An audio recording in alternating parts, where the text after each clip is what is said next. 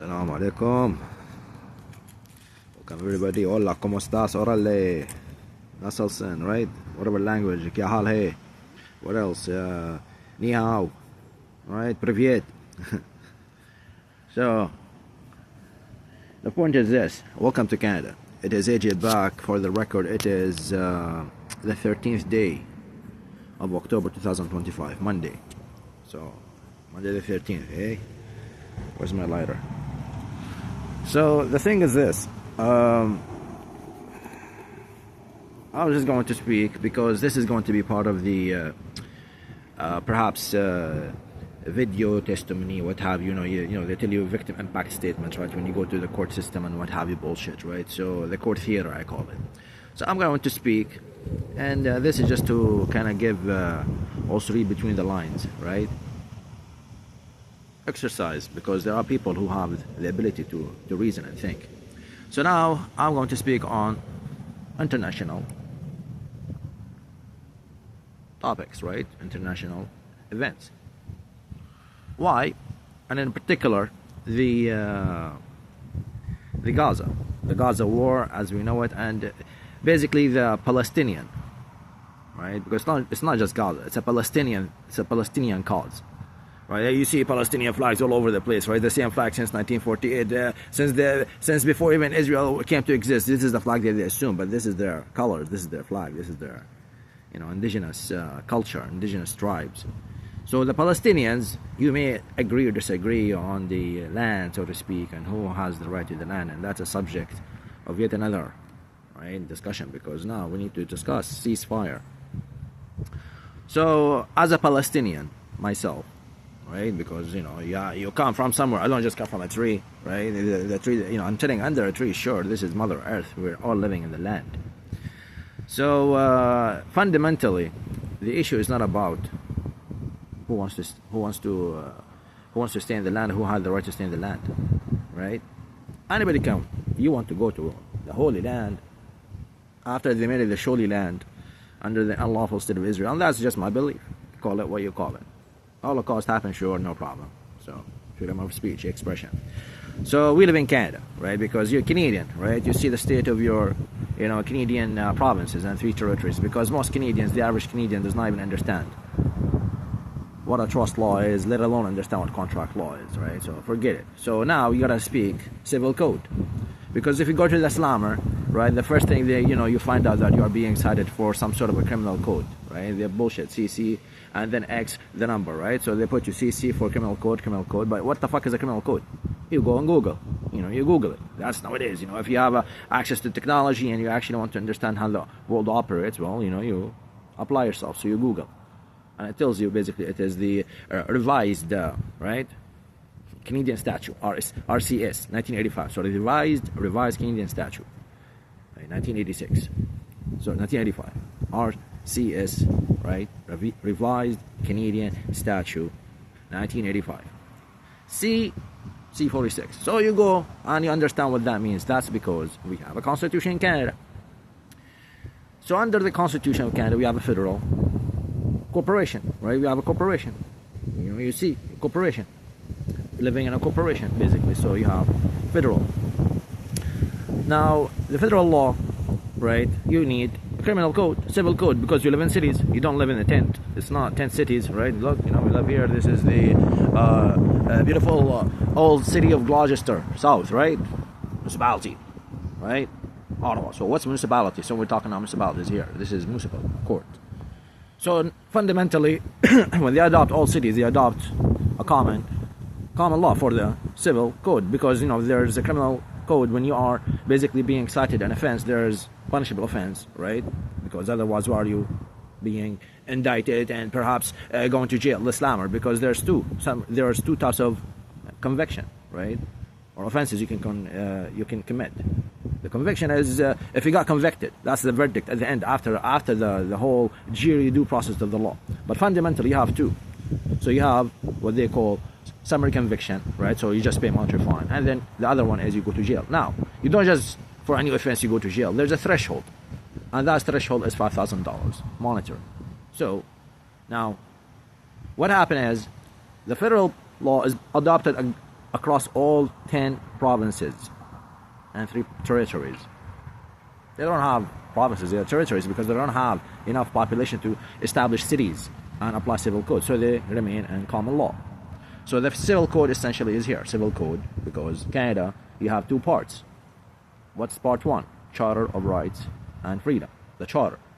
So what is it? It's fundamental, right? It's unalienable. First of all, it's unalienable, so it's unmutable. That's what it means. Unalienable means unmutable, right? Unalienable means unmutable. Means what? Unmodifiable, right? Means they are fundamental and integral natural rights and freedom. They're integral. They're integral to what? To the well-being of your state as a human being. So this is the natural law that we're talking. This is as a human being. This is why common law, and then you have the Constitution. When it came, it has to recognize the parent law, because remember, 1982 is when Canadian government was established, and the Parliament was repatriated from London, UK, right, all the way to Ottawa as the nation capital of fuckery. Now, that's how you have a House of Commons. So the Parliament stays here, Parliament. But the Parliament has to remember its history, where it come from. That's a father, grandfather. Father is Paw Patrol. That is basically the British North American Act, the British North American Act of 1867, right?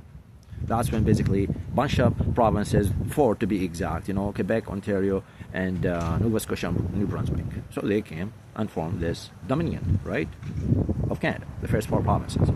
And from, by 1982, as I mentioned earlier, the Constitution of Canada, right, and, that's the Constitution. So if you go, by then we had the 10 provinces, including Alberta, which joined in, I believe in 1890, right? Same thing with Saskatchewan. And nonetheless, you read your history. That's Canadian history for you. Now, how do I know this? How does a Palestinian indigenous know all this? Well, I came to the land. How? I did not come as a refugee, clearly. I have enough time to always speak English and speak to you and explain things to you from a Canadian perspective. See, I was here. Proud Canadian. What's wrong with that? I mean, I speak English better than most Canadians. In fact, Quebec don't even celebrate Canada Day. Fact.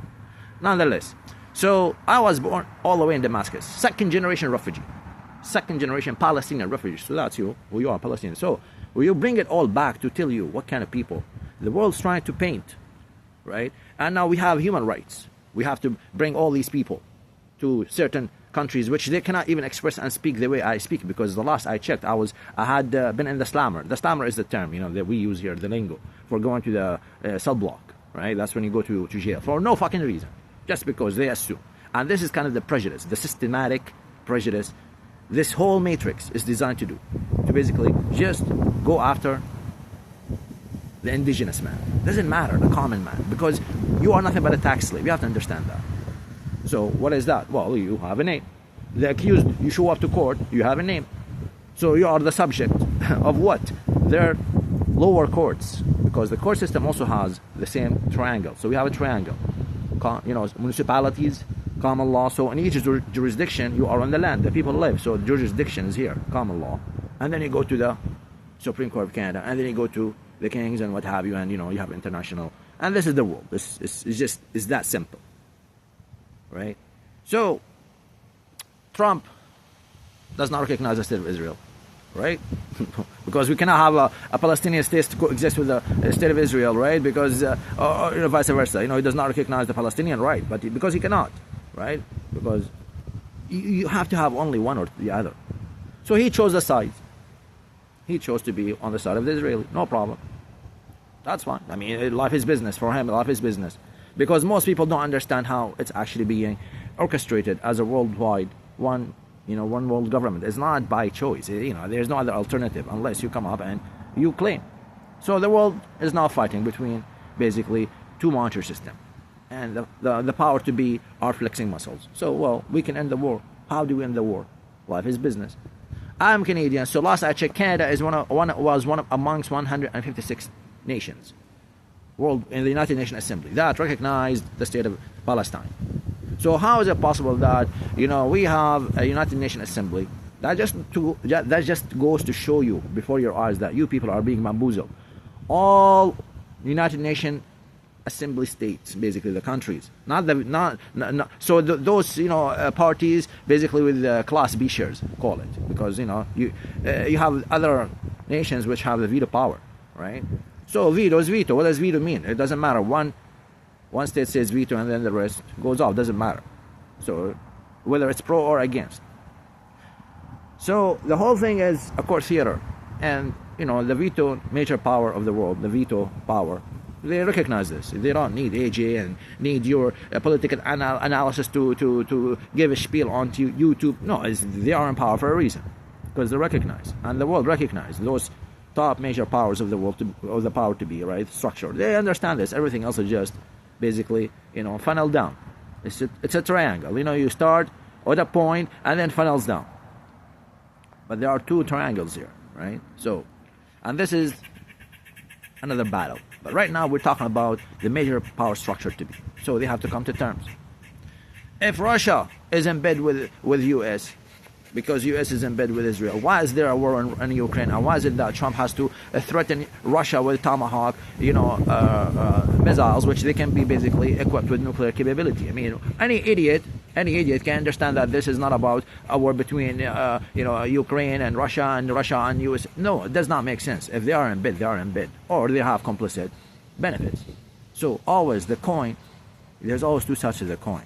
The problem is this: when you skew and you bias, and you now have a fake coin that has both sides the same face, right? It doesn't matter. It doesn't matter. However you toss the coin, they control the outcome before even the war has ended. So unless you understand what is happening, we'll always be in this guy's getting terrorized by a neighbor dog. But yeah, anyways, unless everybody understands, and then we hold these people accountable in every single country, because country is nothing but a corporate vessel. So you just go and you go about life, and you have the right to go about what? Pursuit of life and happiness, right? You need to work. So if you want to go back and rebuild, great. We have Party A and Party B for fuckery. And that includes every single government. That includes Trump included.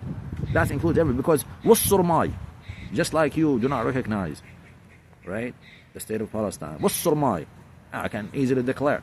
I'm a Palestinian, so I live in Canada, and guess what?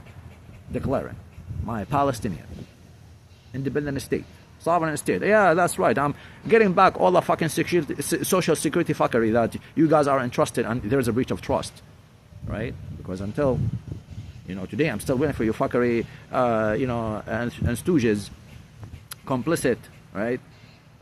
Matrix to come and show evidence before the court, if there's any court that is. How is it possible that you breach constitutional right? Let alone international law. Let alone because you guys don't give a shit about United Nations, right? You just go and you hum the wall. You do all things in the name of your fuckery, because last I checked, faith is one, right? So if you act in good faith, well, let's do business. Simple.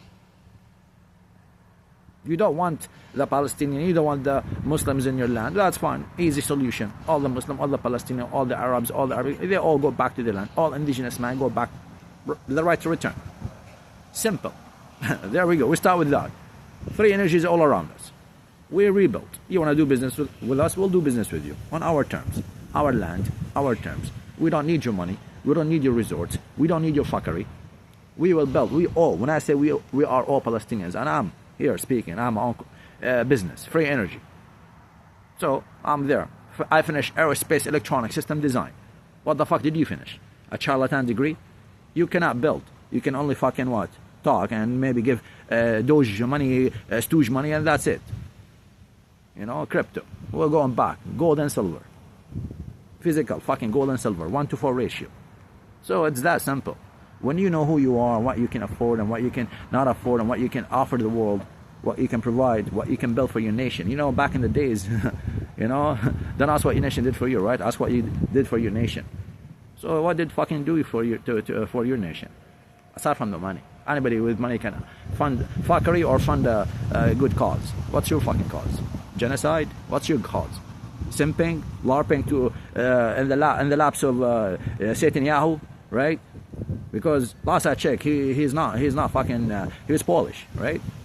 So now you have the fuckery, Khazarian fuckery coming to the land, because they had to escape as refugees, right? From the war of terror and the Holocaust, right? From Germany, right? And then the two ships, they have to arrive to the coastline, and then sure, we're very hospitable people. We're very humble Palestinian. We bring you into our houses, into our own homes. Tu casa, mi casa, right? Mi casa, tu casa. That's what the Spanish would say. Mi casa, tu casa, right? Same thing. The Palestinian. So you come in droves. We absorb you only for you to be planning all this fuckery, because back in 1917 you have the fuckery started there with General Balfour, right? This is during the World War I. So listen, if you are thinking that people, the average person you're talking to, perhaps you can fool a Republican because they're easier to fool, because the average IQ, low IQ of your fucking US is walking McDonald's, obesity to the roof, whereas when you look at the the Middle Eastern, specifically the Palestinian, and our genetics is there for a reason. So yeah, why is the DNA not allowed on fucking Israel? If you're indigenous to the land, you have roots to the land. Hallelujah, hallelujah. Ilyon Elohim. Wa alaikum assalam. Ya marhaba. Hola, ¿cómo estás? Bienvenido. We can build the land. We can do business. So you're talking to me. I have a business corporation in Canada federally, so now we can deal with your fuckery system, right? Just like you want to have already enforced your GSARA and NISARA and the triple beautiful bill and Agenda 21 by the fucking World Economic Forum. It's not rocketry. Like, it's not just me talking. The entire world is speaking up. The entire world is awakening. It's not just AJ talking. No, you're full of shit. It's just because AJ is involved, right? The subject of AJ, aka Ahmed Jr., is involved, Palestinian-born refugee in Damascus, Syria. Right? I said you're trying to fucking invade now, and you install your puppet government just like you had before and before all that fucking 100 years of fuckery. We're not stupid. Whether you speak to a Palestinian or a Syrian or an Iraqi, Chaldean, Kanaani, Amorite, we know where we're from, because we have free energy. We have the passion to speak and build our own land and nations. Right? Cultivate the land and build the nation. You have yet to learn how to fucking, perhaps throw fucking, perhaps maybe the only thing you could do is, do the golf. Swing the ball. You swing the ball. But yeah, come build a fucking deck, right? Come build a deck. Because you ain't got one. Come build a deck, floating deck. It would be nice, right? Easy. You don't need to fucking dig post and, secure it. It's easy, Any Khazarian can do it. I have a friend of mine, Bake, right? Azerbaijani, Khosh Hamadid, right? We have a lot of those people, man. So, yeah. Floating decks, golden decks, floating golden decks. So, you want to do business. Everybody wants to do business. But now you have eroded, right? You have siphoned all the cash, because now there's no more cash. The people, common man in the villages and the countryside can't afford. You cannot even transact because there's no more cash, right? Cash is limited. Because anyway, they have their own circular economy. But now, when you have to import and do your fuckery with crypto, right? Trump coin, right? It's fictitious. 1 to 21. So 1 coin to 21 silver coin. That is your, the summary of the big beautiful bill. Yeah, I spoke a lot. I know. So, one world order, right? One world fuckery. That's what it is. Simple. They're bringing the fucking AI, right? Powered by AI. But what do you need? You need fucking data. So where's data? Biometrics, facial recognition, including this video. It's all over the internet. It's analyzing every single fucking frame.